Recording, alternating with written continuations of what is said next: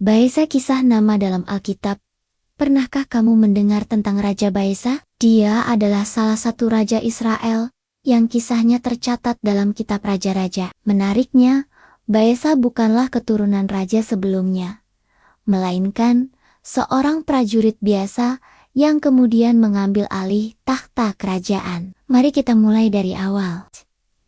Baesa menjadi raja Israel setelah membunuh Raja Nadab anak Yerobeam. Dia memerintah di Tirza selama 24 tahun, dari tahun 909 sampai 886 sebelum Masehi. Namun, yang perlu kita perhatikan adalah bagaimana dia mencapai posisi tersebut dan apa yang dia lakukan selama masa pemerintahannya. Alkitab mencatat bahwa Baesa mengikuti jejak Yerobeam dengan membuat Israel berbuat dosa.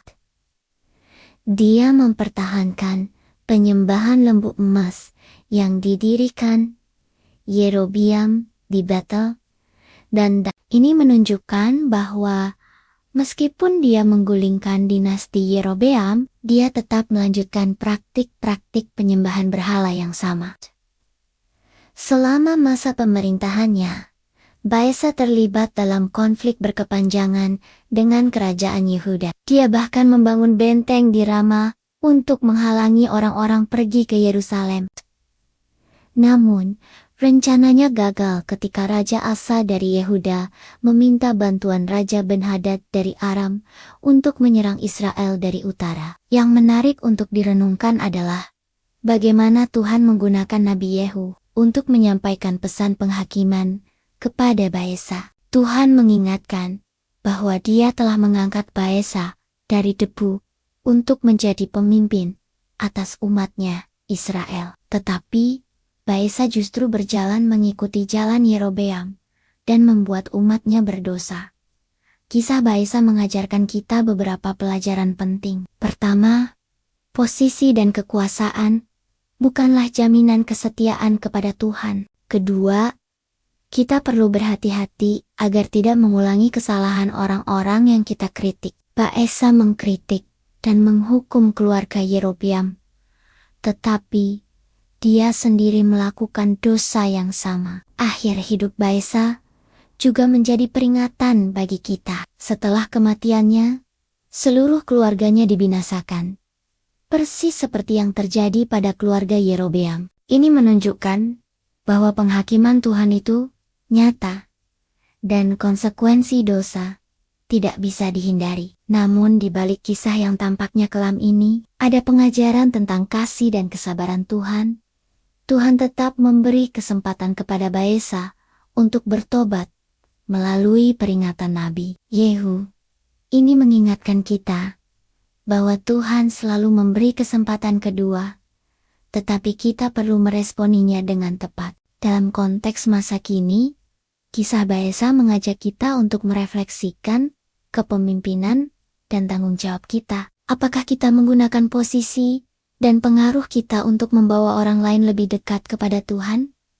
Atau justru sebaliknya, kita juga bisa belajar tentang pentingnya konsistensi antara perkataan dan perbuatan. Baesa mengkritik dosa Yerobeam, tetapi melakukan hal yang sama. Ini mengingatkan kita untuk tidak munafik dan selalu menjaga integritas dalam kehidupan sehari-hari. Kisah Baesa juga mengajarkan kita tentang bahaya ambisi yang tidak terkendali. Mencapai posisi tinggi dengan cara yang salah, dan kemudian menyalahgunakan kekuasaan, akan membawa konsekuensi serius, baik dalam konteks spiritual maupun kehidupan sehari-hari. Yang tidak kalah penting adalah pelajaran tentang pentingnya menjaga fokus pada Tuhan, bukan pada hal-hal duniawi. Baesa terlalu sibuk dengan politik dan peperangan, hingga melupakan panggilannya sebagai pemimpin umat Tuhan.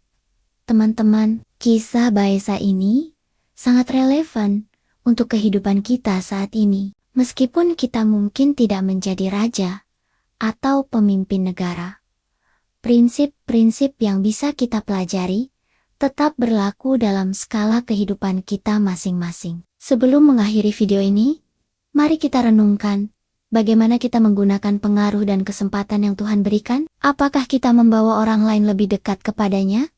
Atau justru menjauhkan mereka? Gambar dalam video tersebut hanya sebagai ilustrasi. Jangan lupa like, comment, subscribe, atau follow dan share ke teman-temanmu yang mungkin butuh informasi tentang kisah nama dalam Alkitab ini.